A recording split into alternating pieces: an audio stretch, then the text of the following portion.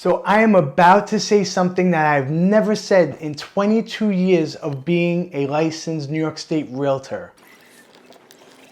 Tell me about that tip. Hang around for this video and don't forget to like, subscribe, and leave some comments below. Market updates in Westchester County are now useless, and I'm going to share the reason why. Comps are useless. So you may be asking, what are comps? Comps are a word we use in the industry, and it's really known as a comparative market analysis, a CMA, all these different types of things. And what they're really doing is they're comparing a specific property, right? And they're comparing it to sold properties that are similar in the same location, same size, similar condition, and that's how they value properties.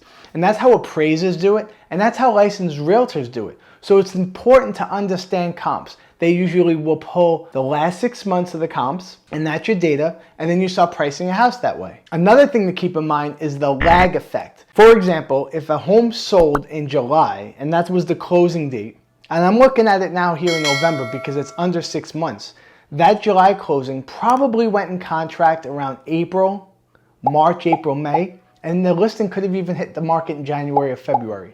So I here in November am looking at a stat for a transaction that happened in the winter of 2022. Now, that's usually okay because markets don't drastically change like they do now. Now, the most important thing that's causing this data to be meaningless is continuous interest rate hikes from the Federal Reserve. In the last 8 months, the Federal Reserve rose interest rates 6 separate times. Ouch. So this is how much interest rates went up because of the Federal Reserve in the past 8 months. So in mid-March, interest rates went up by 1/4 of a point, 0.25.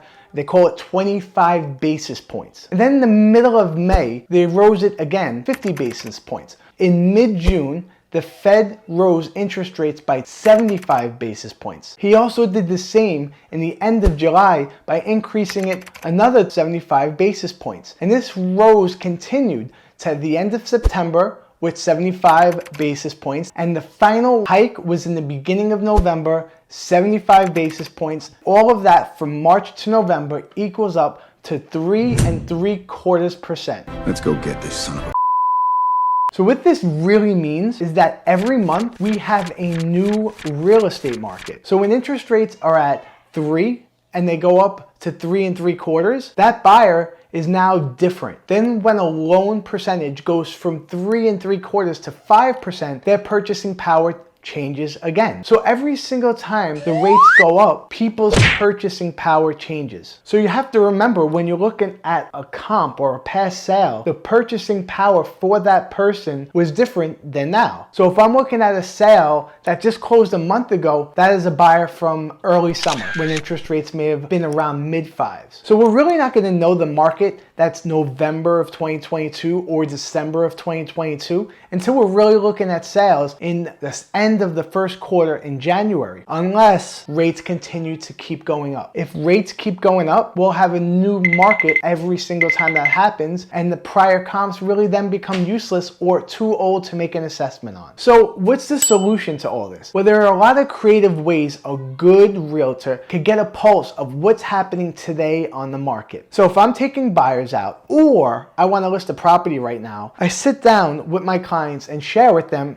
that we have this problem pricing property. And we all have to understand that. And we all have to realize that every month in the past 7 or 8 months has been a different real estate market, right? So one way to determine value, which is the most surprising way in the past, is to actually look at those active listings. In the past, we would say, don't look at active listings. People could overprice them. It's not a real indicator of value because it hasn't sold. And that is exactly true. That's what I tell all my clients. However, if I were to call a listing agent right now on a simpler property I was about to list and said, hey, how you doing? I'm just wondering how your listing's going. Are you coming close to asking? Are you getting a lot of showings? You can call different listing agents to see how their listings are performing. Now, in an ever-changing market, it's easy for those listings to continuously become stale unless they realize this approach that we're constantly in a different market. And that's the way I have to convey that to my seller. So calling listing agents and talking to them and asking them questions about what's going on with their inventory and their listings. Are they getting showings? That will give you a really good current pulse on the market, because you could look at a sale that closed today, that was in the market, that was an active deal in August, as opposed to an active listing today, which is today's market. So another way to get assessments on values of properties is to look at pending properties.